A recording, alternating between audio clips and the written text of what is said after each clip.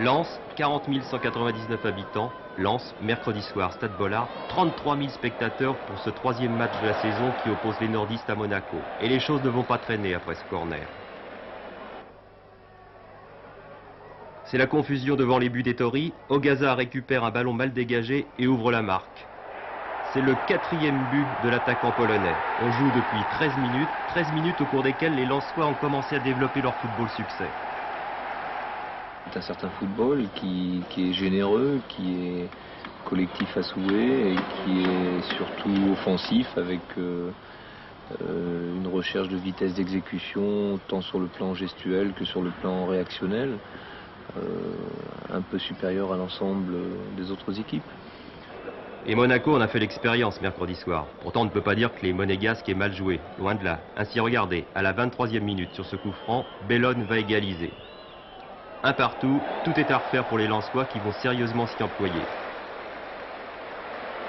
28e minute, sur une mauvaise passe de Gengini, Ogaza va récupérer et manquer alors vraiment d'un rien de marquer un deuxième but avant la mi-temps. Une mi-temps qui nous permet de retrouver Gérard Houllier et ses conceptions d'avant-garde. Bon, l'avant-garde, c'est un terme peut-être un peu excessif. Ce que je veux dire par là, c'est que ce qui se fait de mieux dans le jeu au niveau européen et même international, j'essaye de l'extraire et j'essaye parfois de m'en rapprocher, tout en maintenant la personnalité de l'équipe, la personnalité des joueurs. Bon, pour vous répondre beaucoup plus concrètement, vous avez pu constater qu'on joue d'une certaine manière. Bon, j'essaye avec les joueurs, avec leur complicité, de développer un certain label de qualité, qui soit un label Lens, qui les serve individuellement, qui leur permette de s'exprimer, de s'épanouir du mieux possible et qui, sur le plan collectif, fasse que nous ayons une image de marque. Retour au match, deuxième période, Monaco démarre sur les chapeaux de roue. 46e minute, Amoros déborde. Il remonte tout le terrain. Passe à Bellone qui centre et Krause manque l'immanquable. C'est probablement le tournant du match.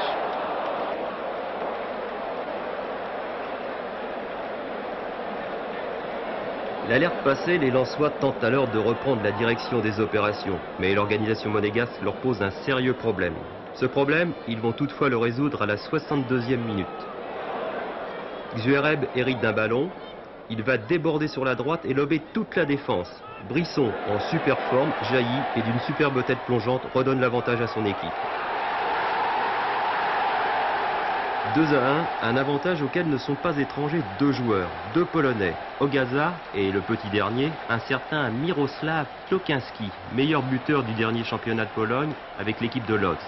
Klokinski qui perpétue ainsi ce qu'on appelle à Lens la filière polonaise.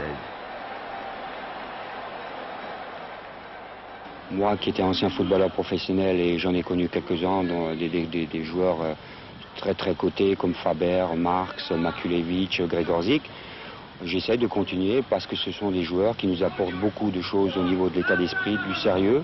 En plus, il ne faut pas oublier que les Polonais ont beaucoup de difficultés à vivre et ça nous permet quand même, avec nos moyens actuels, de pouvoir prendre des joueurs internationaux à des prix quand même assez abordables. De plus, c'est des garçons qui nous apportent, et vous le constatez actuellement, des garçons comme Ogaza et Klokinski sont en train d'éclater chez nous et font éclater l'équipe de Lens. Klokinski, c'est lui, dans le civil, avec sa femme et sa fille. Ils viennent d'emménager à Lens. Alors en résumé, si vous ne parlez pas polonais, voici ce qu'il nous a déclaré à la question « Pourquoi êtes-vous venu à Lens ?» Eh bien, tout d'abord, pour l'argent, parce que ça compte beaucoup quand on est polonais. Ensuite, pour y terminer sa carrière, car il a 28 ans et en Pologne, la fédération polonaise ne laisse pas sortir les joueurs avant cet âge-là. Et puis surtout pour voir comment on joue au football en France, et notamment à Lens, une région où de tout temps, les Polonais ont été très bien accueillis. Retour au match, nous en sommes à la 62e minute et je vous le rappelle, Lens mène 2-1, but d'Ogaza et de Brisson. Après ce deuxième but, les esprits s'échauffent sérieusement. Le jeu se durcit. Et Benoît, le monégasque, va en profiter pour écoper d'un avertissement. Voilà, l'arbitre a bien du mal, mais finalement il va se faire respecter.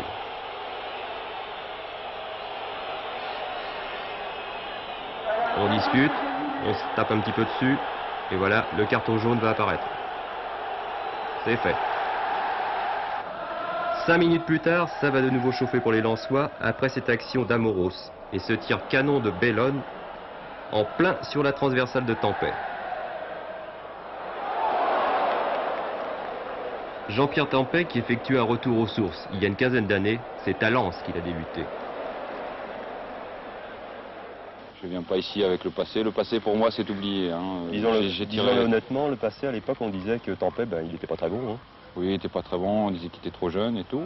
Bon, pour moi, j'ai tiré un trait là-dessus. Je reviens ici comme dans un nouveau club pour découvrir autre chose. Le club par lui-même a changé. Alors, c'est un nouveau départ pour moi. Je pense qu'à Laval, j'étais arrivé à un certain niveau et il fallait que je quitte Laval pour essayer de découvrir autre chose. Je ne savais pas prendre de risques, mais si j'avais voulu continuer tranquillement ma carrière, je serais resté à Laval. Là, j'ai voulu essayer quelque chose de nouveau, voir un peu plus haut. 82e minute, coup franc pour Lens. Brisson transperce le mur monégasque.